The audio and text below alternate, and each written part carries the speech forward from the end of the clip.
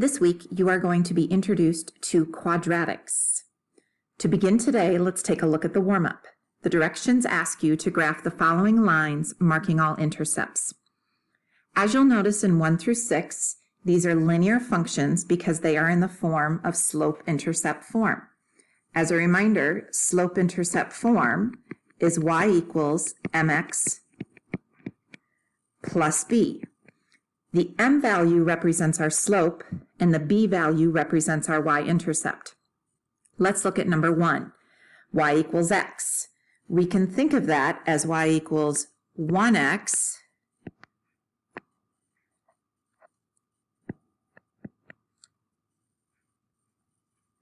plus 0. My y-intercept is 0, so I place a dot at 0.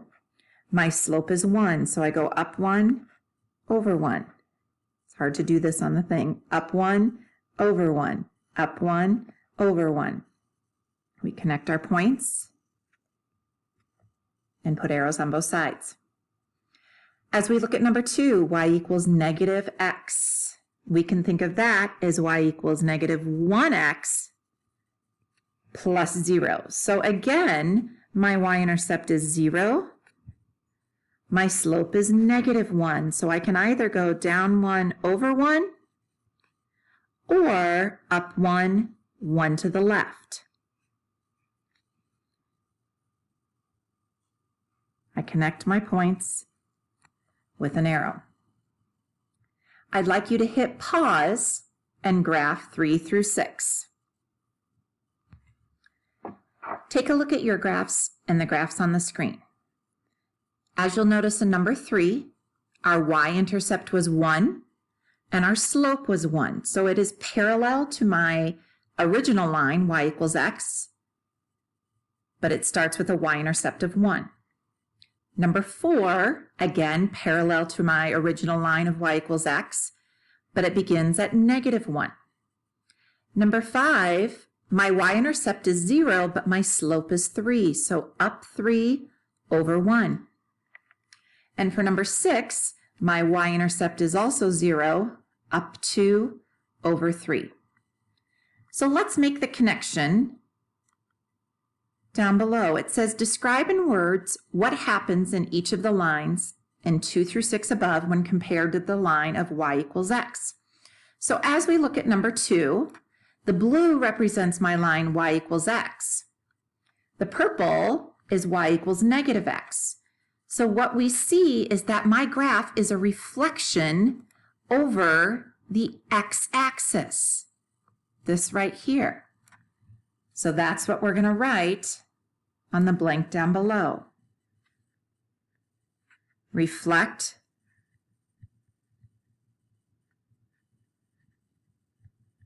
over the x-axis.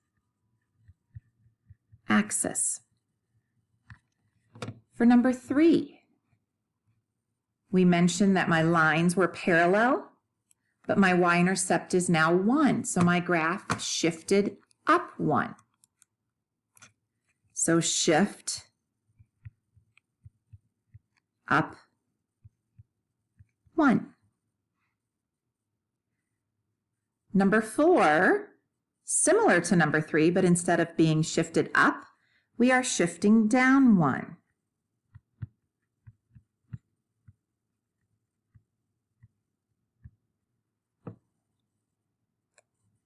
Number 5, there is no shift. My slope changed. My slope was now 3 as opposed to 1, so that meant my line is steeper. What we're going to call that is narrower.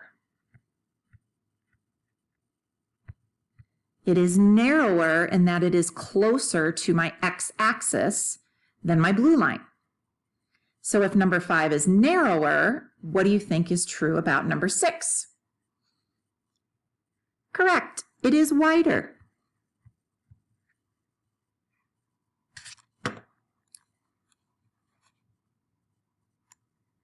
In Chapter 8, we learned about quadratics. Y equals ax squared plus bx plus c.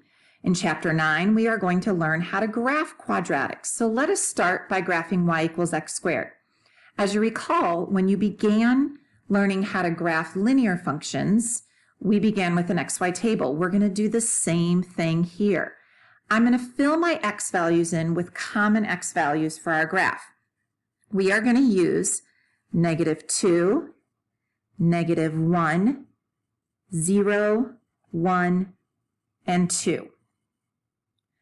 To determine the y value, we substitute our x values into the equation y = x squared.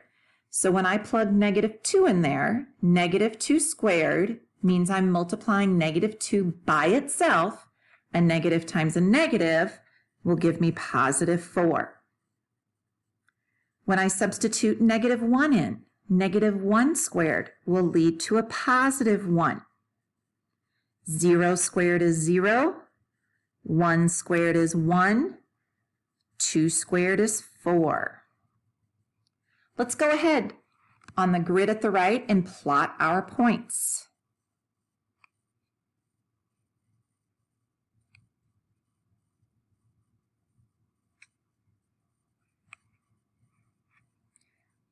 We're going to connect these, and it makes the shape of a U, not a V. It's not pointed down here. It is curved.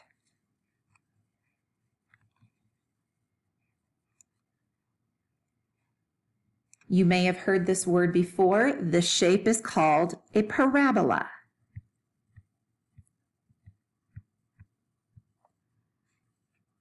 And I spelled it wrong. There we go. Parabola. P-A-R-A-B-O-L-A. Parabola. All quadratic functions will be in the shape of a parabola.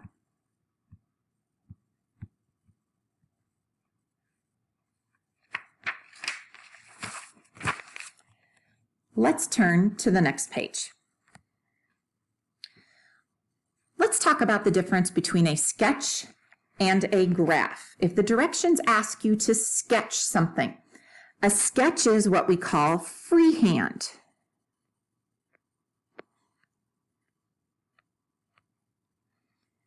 Okay, no tools are used, and it is not drawn to scale.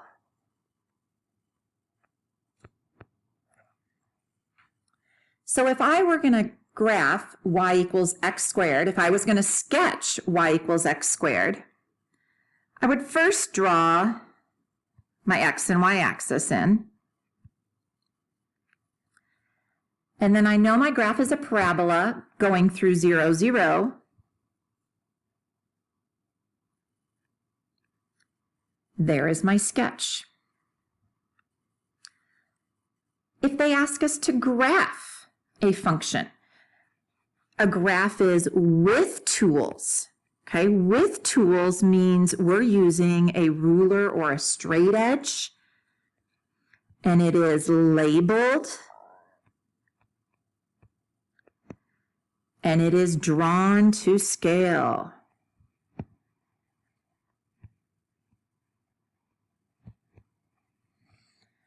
All right, so to graph a function, a quadratic function, y = x squared, we're actually going to use some lines here. Use our ruler, our straight edge.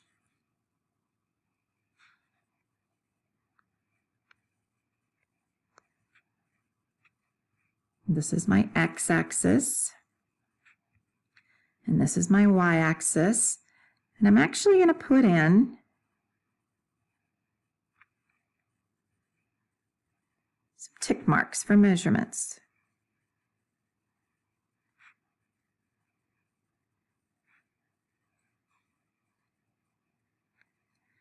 Then when I go to graph, I actually plot the points just like we did on the previous page.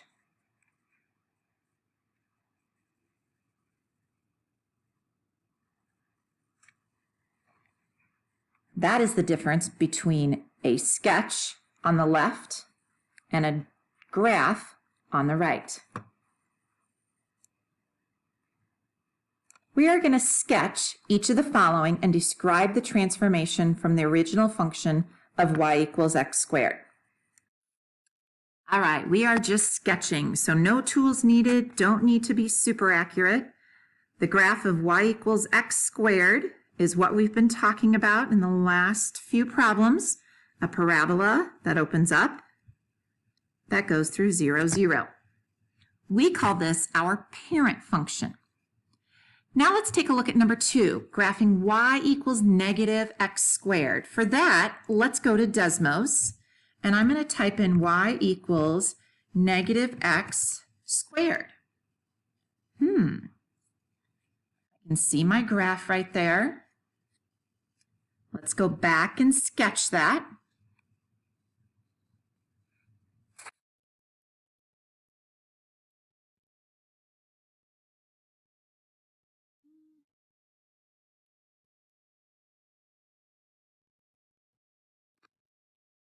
Let's talk about how this is different than my parent function. My parent function is a parabola that opens up. This one is a parabola that opens down.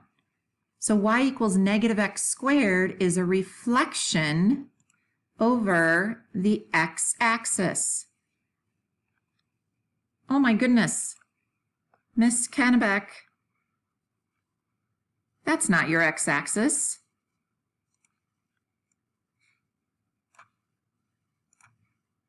How many of you caught that? There's our x-axis.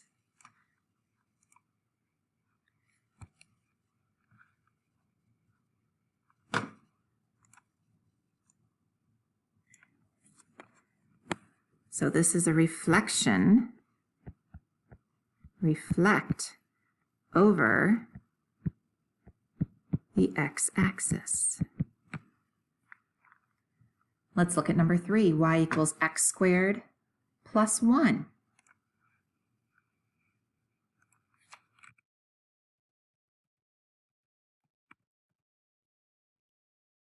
It is a parabola that opens up. Notice my vertex, this point right here, instead of being at 0, 0, is now 0, 1.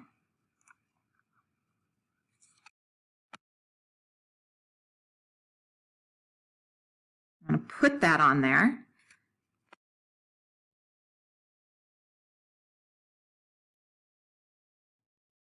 So how it compares from my original function is that it is shifted up 1.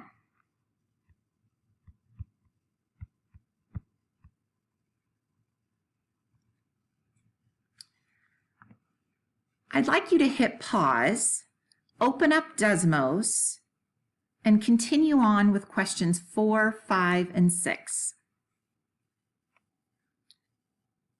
For question number 4, y equals x squared minus 1, we found that our parabola shifted down 1. For questions 5 and 6, to help us see it a little bit better, I included a dotted graph of y equals x squared. So my y equals 3x squared for number 5 is in red. As you can see, it is narrower than my y equals x squared. For number 6, y equals 2/3 x squared is in the red, and it is wider than y equals x squared.